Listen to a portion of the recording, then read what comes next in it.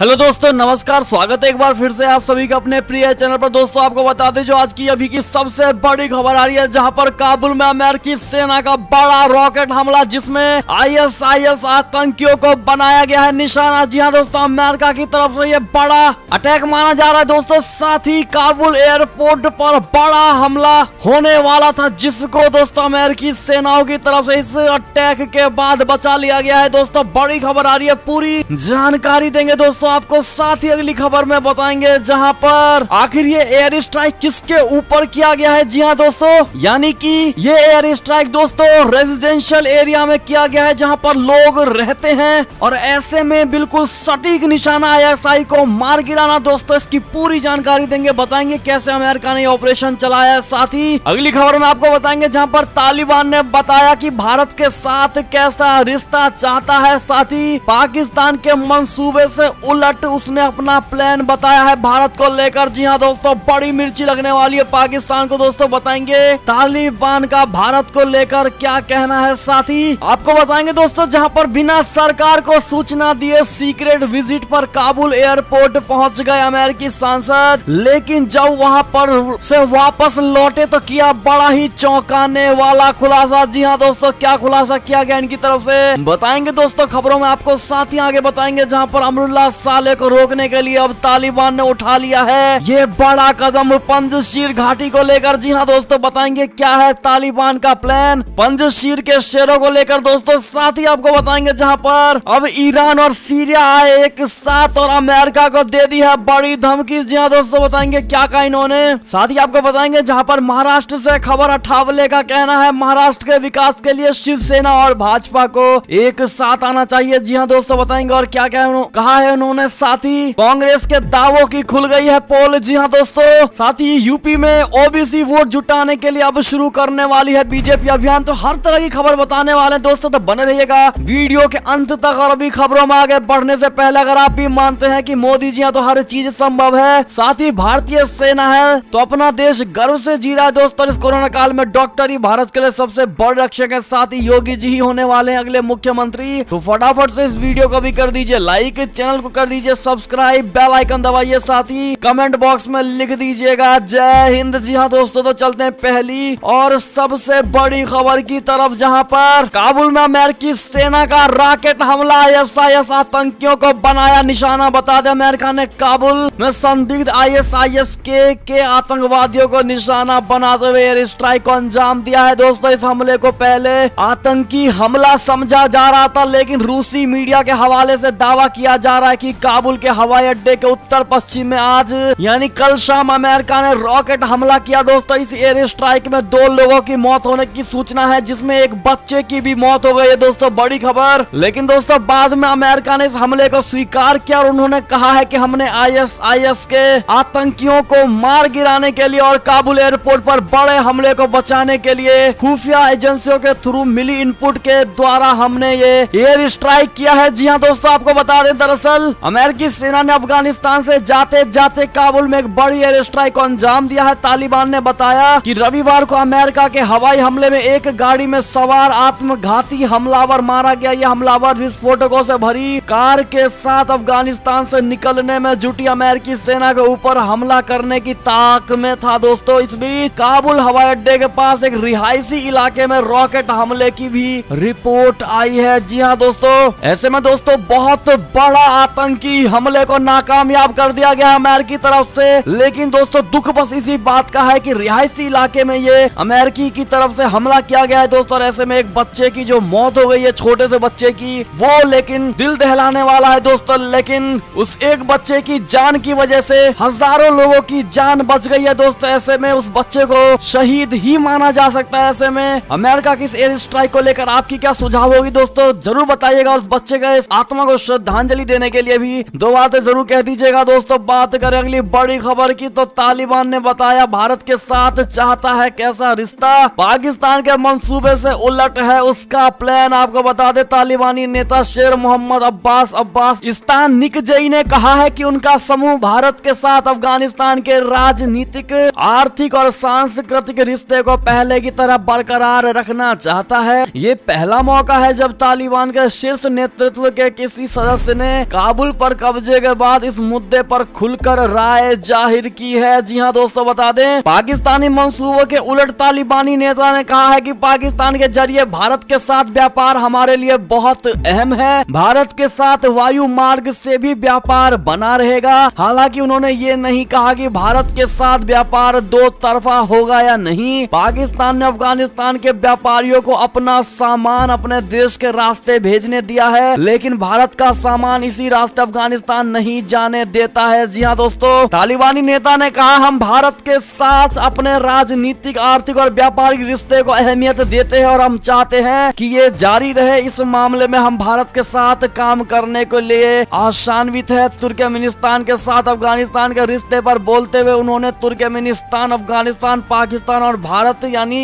Tapi gas pipeline project का भी जिक्र किया और कहा कि सरकार बनने के बाद इस पर काम किया जाएगा। इस्तानिक जई ने ईरान के संग रिश्तों पर भी बात करते हुए भारत की ओर से विकसित किए गए चाबहार बंदरगाह का जिक्र किया और व्यापार के लिए इसके महत्व को रेखांकित किया है। दोस्तों, लेकिन तालिबान के इस भारत के लिए अच्छे संबंध को लेकर आपकी क्या सुझाव होने वाली दोस्तों कमेंट में जरूर बताइएगा, क्योंकि इनके ऊपरी व्यवहार से दोस्तों हम एकदम से झुकने वाले या फिर इनकी बात को मानने वाले नहीं है दोस्तों, क्योंकि जब पाकिस्तान ने ही इनको बनाया है दोस्तों तो कहीं ना कहीं इनकी चाल भी हो सकती है भारत तक आने की। ऐसे में आपकी क्या राय सुझाव होगी दोस्तों, बताइएगा जरूर इसको लेकर। चलते अगली खबर की तरफ, जहां बिना सरकार को सूचना दिए सीक्रेट विजिट पर काबुल एयरपोर्ट पहुंचे अमेरिकी सांसद। वापस लौटकर किया इन्होंने चौंकाने वाला खुलासा। बता दें अमेरिकी कांग्रेस के 2 सांसद बिना कोई सूचना दिए अफगानिस्तान के काबुल एयरपोर्ट पहुंच गए। इनमें से एक सांसद ने वहां की स्थिति बताते हुए चौंकाने वाले खुलासे किए हैं। उन्होंने बताया है कि अमेरिकी राजनयिक और सैनिक रो रहे थे। डेमोक्रेटिक पार्टी के सांसद सेथ मोल्टन ने कहा कि एयरपोर्ट के भीतर की स्थिति बेहद दुखद है। जब अमेरिकी विदेश विभाग और अमेरिकी सैन्य कर्मियों को इस सीक्रेट यात्रा का पता चला तो उन्हें तुरंत सुरक्षा एवं सूचना मुहैया कराने के लिए संसाधन लगाने पड़े। बता दें मोल्टन इससे पहले 4 बार इराक का दौरा भी कर चुके हैं। इसके अलावा उन्होंने अफगानी लोगों के लिए अधिक वीजा देने की वकालत की है। दोस्तों, उन्होंने न्यूयॉर्क मैगजीन से बात करते हुए कहा मैंने कभी इतने लोगों को रोते हुए नहीं देखा है। विदेश विभाग के अनुभवी लोग भी आंसू बहा रहे थे। वो अपने काम को लेकर बात कर रहे थे और मुझे गले लगा रहे थे। मेरे वहां पहुंचने पर मुझे धन्यवाद बोल रहे थे। मोल्टन के साथ पीटर मीटर भी चार्टर्ड विमान से काबुल पहुंचे थे। दोस्तों, ऐसे में उन्होंने बताया कि 120 डिग्री की गर्मी में विमान के पंखों के नीचे लोग शरण ले रहे थे। जी हाँ दोस्तों, जो कि सुरक्षित नहीं है, वो हैंगर की तरह लटके हुए थे। हम जमीनी स्तर पर ही ये समझ सकते हैं कि हम इस समस्या को कभी खत्म नहीं कर सकते, चाहे फिर समय सीमा को बढ़ाकर 11 सितंबर ही क्यों ना कर दिया जाए। दोस्तों, ऐसे में इन्होंने काबुल एयरपोर्ट के अंदर तक की हालत इतनी बुरी है इसकी जानकारी दी है दोस्तों, तो बाहर की क्या स्थिति होगी आप गैस कर ही पा रहे होंगे। दोस्तों, ऐसे में मानवता का हनन साफ तौर पर देखा जा रहा है दोस्तों काबुल एयरपोर्ट पर। चलते अगली खबर की तरफ, लेकिन दोस्तों वीडियो को आपने अभी तक लाइक नहीं किया तो कृपया करके लाइक कर दीजिएगा। दोस्तों, काफी ज्यादा समय और मेहनत लगती है आप सब तक ये खबरें पहुंचाने में दोस्तों, तो प्लीज लाइक कर दीजिएगा। बात करें अगली बड़ी खबर की तो अमरुल्लाह साले को रोकने के लिए तालिबान का नया पैंतरा। पंजशीर घाटी में इंटरनेट को बंद कर दिया गया है। दोस्तों, अफगानिस्तान की सत्ता में अपना काबू करने वाला तालिबान पूरे देश में तबाही मचा रहा है। दोस्तों, 15 अगस्त के बाद पूरे देश पर अपनी पैठ जमाने वाला तालिबान अभी भी पंजशीर घाटी के आगे बेबस नजर आ रहा है। इसी बीच पंजशीर के लड़ाकों को हराने के लिए तालिबान ने अब नया पैंतरा अपनाया है। तालिबान ने अब हथियार नहीं बल्कि इंटरनेट बैन करके पूर्व उपराष्ट्रपति अमरुल्लाह साले को ट्विटर करने से रोकने के लिए ये कदम उठाया है। दोस्तों, रविवार को तालिबान ने पंजशीर घाटी के इलाके में इंटरनेट पर पूरी तरह से रोक लगा दी है। ऐसे में अब अमरुल्लाह साले किसी भी तरह से कोई ट्वीट नहीं कर पाएंगे। दरअसल पूर्व उपराष्ट्रपति ट्विटर पर लगातार एक्टिव है और तालिबान हुकूमत के खिलाफ अपनी आवाज बुलंद करते ट्वीट करते नजर आते हैं। दोस्तों, ऐसे में अब पंजशीर को पूरी तरीके से इंटरनेट से बाधित कर दिया गया है। दोस्तों, अब वहाँ की कोई भी जानकारी सोशल मीडिया पर नहीं आने वाली है। दोस्तों, ऐसे में पंजशीर भी पूरी तरीके से दोस्तों इंफॉर्मेशन अपनी वो नहीं दे पाएंगे। ऐसे में अब तालिबान जो भी कहेगा एक तरफा कम्युनिकेशन दोस्तों होता नजर आने वाला है अब हम सभी के साथ। ऐसे में आपकी क्या राय सुझाव होगी दोस्तों कमेंट में बताइएगा जरूर। चलते हैं अगली खबर की तरफ, जहां पर इन्हीं सबको देखते हुए पंजशीर की घाटी ब्रिटिश शेर ने लगाई दहाड़, अफगान में ज्यादा दिनों तक नहीं चलेगा तालिबान का राज, एक ना एक दिन तालिबान घुटने टेक देगा। जी हाँ दोस्तों, बड़ी बात कह दी गई है इन पंजशीर के शेरों की तरफ से। जी हाँ दोस्तों, बात करें अगली खबर की तो अमेरिका के सामने नहीं झुकेंगे ईरान और सीरिया, प्रतिबंधों का करेंगे मुकाबला। बता दें, ईरान और सीरिया ने अमेरिकी प्रतिबंधों का सामना करने के लिए शक्तिशाली कदम उठाने का रविवार को संकल्प ले लिया है और कहा है कि ईरान के नए नेतृत्व तले दोनों क्षेत्रीय सहयोगियों के बीच संबंध और मजबूत होंगे। दमिश्क पहुंचे ईरान के नए विदेश मंत्री हुसैन अमीर अब्दुल्लाहियान ने यह बात कही है। हवाई अड्डे पर उनकी आगवानी उनके सीरियाई समकक्ष फैसल मेकदाद ने की। जी हाँ दोस्तों, ईरान सीरिया के राष्ट्रपति बशर अल असद का सबसे बड़ा समर्थक रहा है और उसने वहां 10 साल चले संघर्ष में असद की मदद के लिए हजारों लड़ाके भेजे। रूस और ईरान की मदद से सीरिया के सरकारी बलों का देश के ज्यादातर हिस्सों पर नियंत्रण हो चुका है, लेकिन देश पर अमेरिका और यूरोपीय संघ के प्रतिबंध बरसों से लगे हुए हैं। जी हाँ दोस्तों, बात करें अगली खबर की तो जंग खत्म पर हालात विकट। बता दें, अफगानिस्तान से ब्रिटेन ने 20 साल बाद समेटा बोरिया बिस्तर, सैनिकों को लौटा दिया गया है। दोस्तों बता दें, अफगानिस्तान से ब्रिटिश सैनिकों का अंतिम जत्था भी रविवार को लंदन लौट आया। इसके साथ ही 20 साल से अफगानिस्तान में चल रहा ब्रिटिश सैन्य अभियान खत्म हो गया। हालांकि 2 दशक बाद भी अफगानिस्तान में हालात जस से तसिया और बुरे हो गए हैं, क्योंकि तालिबान फिर सत्ता में लौट आया है। रॉयल एयरफोर्स के एक विमान ने शनिवार रात काबुल से लंदन की उड़ान भरी और वो ब्रिटेन के ऑक्सफोर्ड शायर में ब्राइज नॉर्टन एयरबेस पर उतरा। बढ़ते हैं अगली खबर की तरफ दोस्तों, जहां पर एक और बड़ी क्रूरता की खबर आ रही है अफगानिस्तान से तालिबानियों को लेकर, जहां पर लगातार जारी हिंसा के दौर के बीच में तालिबानी लड़ाके ने की अफगानी लोक गायक की हत्या। जी हाँ दोस्तों, बता दें, एक अफगानी लोक गायक की हत्या की जानकारी सामने आ रही है, जहां पर समाचार एजेंसी ANI ने एसोसिएटेड प्रेस के हवाले से यह खबर दी है कि एक तालिबानी लड़ाके ने अस्पष्ट परिस्थितियों में एक अफगानी लोक गायक की गोली मारकर हत्या कर दी है। दोस्तों तो वहीं अगली खबर की बात करें तो तालिबान की तहरीके तालिबान पाकिस्तान को चेतावनी, कहा हमें नेता मानते हो तो हमारी बात भी सुना करो। जी हाँ दोस्तों, तालिबान ने तहरीके तालिबान पाकिस्तान को चेतावनी दी है। तालिबान के प्रवक्ता ज़बीउल्लाह मुजाहिद ने एक इंटरव्यू में कहा है कि TTP के मुद्दे को पाकिस्तान के प्रधानमंत्री इमरान खान को ही हल करना चाहिए। इसके साथ ही ज़बीउल्लाह ने यह भी कहा है कि अगर TTP अफगानी तालिबान को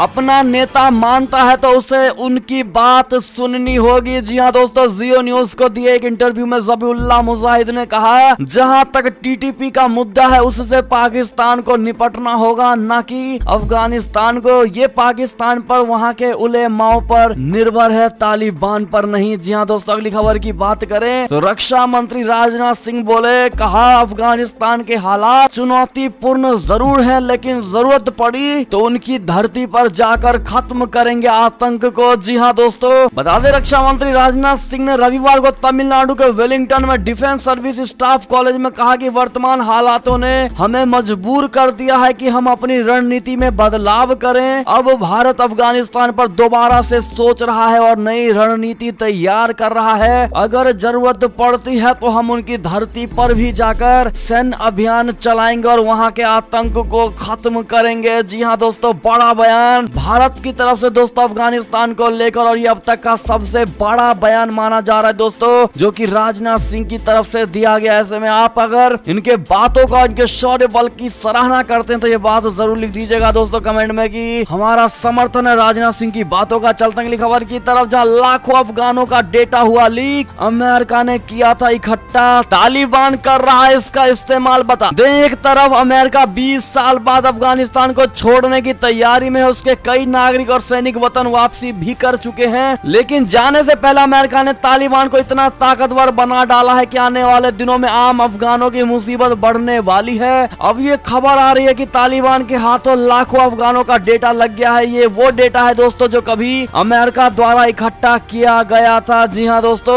बता दें, ये वही डर है जो पिछले कई दिनों से आम अफगान और कुछ अधिकारियों को सता रहा है, जिन लोगों ने 20 साल तक अमेरिका अमेरिकी सेना के लिए काम किया है, जिनकी तरफ से तालिबान से जुड़ी सीक्रेट जानकारी अमेरिका को दी गई है। अब उन सभी को अपनी जान का खतरा है। जी हाँ दोस्तों, ऐसे में बायोमेट्रिक के द्वारा तालिबान एक एक अमेरिकी मददगार को खोज सकता है दोस्तों, और उनको वहीं पर जान ले सकता है दोस्तों। उनके ऐसे में बड़ा खतरा दोस्तों अमेरिका इन अफगानी नागरिकों को देकर जा रहा है। चलते अगली खबर की तरफ, जहां तालिबान का अफगानों को फरमान, कहा गाड़ी, हथियार, गोला बारूद जमा करो नहीं तो होगी कार्यवाही। जी हाँ दोस्तों, तालिबान ने शनिवार को अफगानों को वाहन, हथियार, गोला बारूद और अन्य सरकारी संपत्ति संबंधित अधिकारियों को सौंपने का आदेश दिया है। जियो न्यूज की रिपोर्ट के अनुसार तालिबान के प्रवक्ता ज़बीहुल्लाह मुजाहिद ने ट्विटर पर निर्देश जारी किया है। ज़बीहुल्लाह ने लिखा कि इस्लामिक अमीरात की सुरक्षा की घोषणा, काबुल शहर में वे सभी जिनके पास वाहन, हथियार, गोला बारूद या अन्य सरकारी संपत्ति है, उन्हें एक सप्ताह के भीतर उक्त वस्तुओं को इस्लामिक अमीरात के संबंधित अधिकारियों को सौंपने के लिए सूचित किया जा रहा है, और ऐसा न करने पर उनके खिलाफ कानूनी कार्यवाही की जाएगी। जी हाँ दोस्तों, शब्द नोट करने वाला है कि उन्होंने कहा है कानूनी कार्यवाही की जाएगी, लेकिन उनके लिए कानूनी कार्यवाही सिर्फ एक ही है दोस्तों, कहीं पर भी घुटनों के बल बैठाकर पीछे से गोली मार दिया जाता है। उनके तालिबानियों के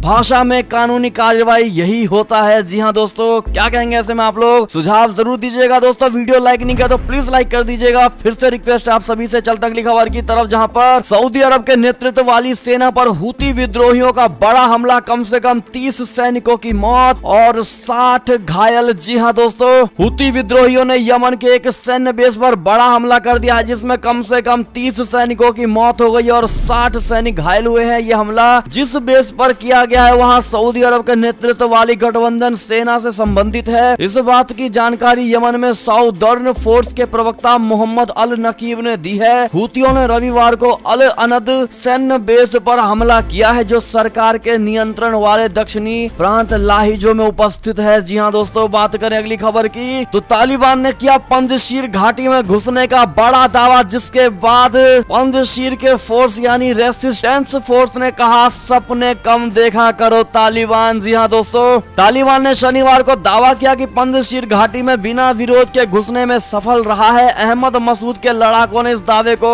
पूरी तरह से खोखला बताया है दोस्तों। रेजिस्टेंस फोर्स ने कहा है कि तालिबान सपने कम देखे, पंजशीर में घुसने के लिए उनको बहुत पापड़ बेलने पड़ेंगे और इतना आसान नहीं है पंजशीर में घुसना। आसपास भी नहीं भटक सकते दोस्तों, घुसना तो बहुत दूर की बात है। इस प्रकार से पंजशीर के शेरों ने तालिबानियों के इस दावे को खारिज कर दिया है दोस्तों। बात करें अगली खबर की तो अमेरिकी सैनिक का वीडियो वायरल हुआ है दोस्तों, जिसमें उन्होंने कहा कि काबुल में हमने सब गड़बड़ कर दिया, जिसके बाद अमेरिकी सरकार ने इस हिम्मत दिखाने वाले अमेरिकी सैनिक को बर्खास्त कर दिया है दोस्तों, नौकरी से निकाल दिया है। बता दें कि अमेरिकी सैनिक शेलर ने अपने फेसबुक अकाउंट पर 4 मिनट 45 सेकंड का वीडियो शेयर किया। इस ऑडियो में उन्होंने अमेरिकी नेतृत्व और सेना के अधिकारियों को लताड़ लगाते हुए नजर आए दोस्तों। उन्होंने कहा है कि अफगानिस्तान में हमने गड़बड़ कर दी। इन हालातों के लिए रक्षा मंत्री Lloyd Austin, joint chief of staff के अध्यक्ष जनरल मार्केल मिले जिम्मेदारी ले और जवाब दे। ऐसे में दोस्तों इस वीडियो के बाद इस आवाज उठाने वाले अमेरिकी सैनिक शेलर को बर्खास्त कर दिया है दोस्तों। और उन्होंने पहले भी कहा था कि जब मैं ये वीडियो बनाने जा रहा हूँ मेरे नौकरी पर जरूर आंच आएगी। ऐसे में दोस्तों अगर आप भी चाहते हैं कि इन तरीके से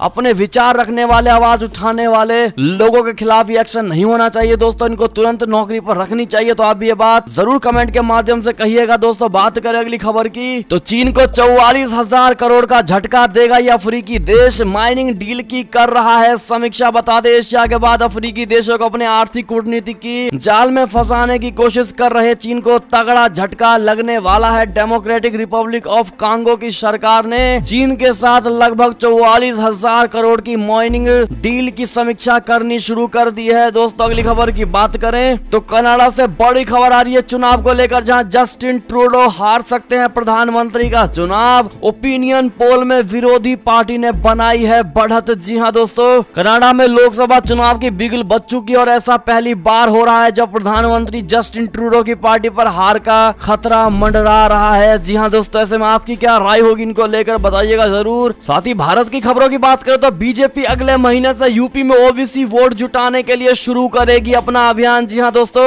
अन्य पिछड़ी जातियों यानी ओबीसी के बीच अपनी उपस्थिति को मजबूत करने के लिए भाजपा 1 दर्जन से अधिक पहलों पर भरोसा कर रही है, जिसमें जिसमें केंद्रीय मंत्रिमंडल में समुदाय के 27 मंत्रियों को शामिल करना भी शामिल है। इन उपायों के बारे में लोगों को बताने के लिए उत्तर प्रदेश ओबीसी मोर्चा अगले महीने से अयोध्या से कार्यक्रमों की श्रृंखला शुरू कर रही है। जी हाँ दोस्तों, क्या लगता है आपको इस बार उत्तर प्रदेश के चुनाव में कौन सी पार्टी आपके नजरिए से जीत रही है? दोस्तों बताइएगा जरूर। देखते हैं भारत की जनता क्या विचार रखती है। साथ ही अगली खबर की बात करें तो अठावले का बयान आया है। उन्होंने कहा कि महाराष्ट्र के विकास के लिए शिवसेना भाजपा को एक साथ आना चाहिए। जी हाँ दोस्तों, केंद्रीय मंत्री रामदास अठावले ने रविवार को कहा कि भारतीय जनता पार्टी और शिवसेना को फिर साथ आना चाहिए क्योंकि उनके अलग होने से महाराष्ट्र के विकास पर प्रतिकूल प्रभाव पड़ा है। ठाणे जिले के कल्याण में एक समारोह में शामिल होने के बाद पत्रकारों से बात करते हुए अठावले ने ये बात कही है। दोस्तों क्या कहेंगे ऐसे में आप लोग इनके बयान को लेकर अपना सुझाव जरूर दीजिएगा। दोस्तों अगली खबर की बात करें तो ठाकरे सरकार को बड़ा झटका।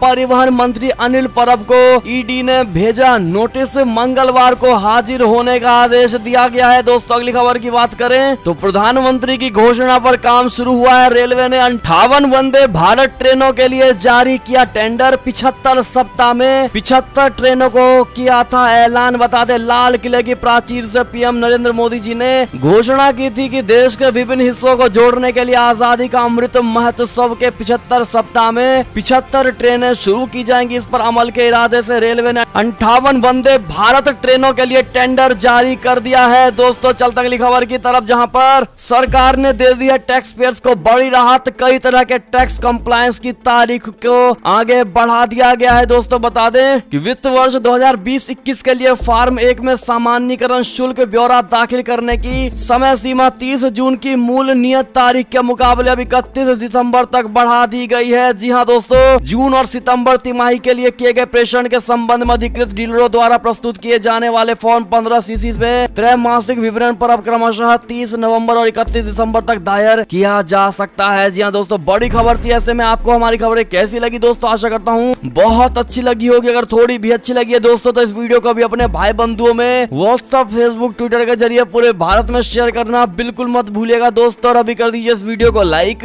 चैनल को कर दीजिए सब्सक्राइब, बेल आइकन दबाइए, साथ ही कमेंट बॉक्स में लिख दीजिएगा जय हिंद जय भारत। तो मिलते हैं आपसे अगली बड़ी खबर में दोस्तों। तब तक के लिए अपना ख्याल रखिएगा। बहुत बहुत धन्यवाद दोस्तों बने रहने के लिए। जय हिंद।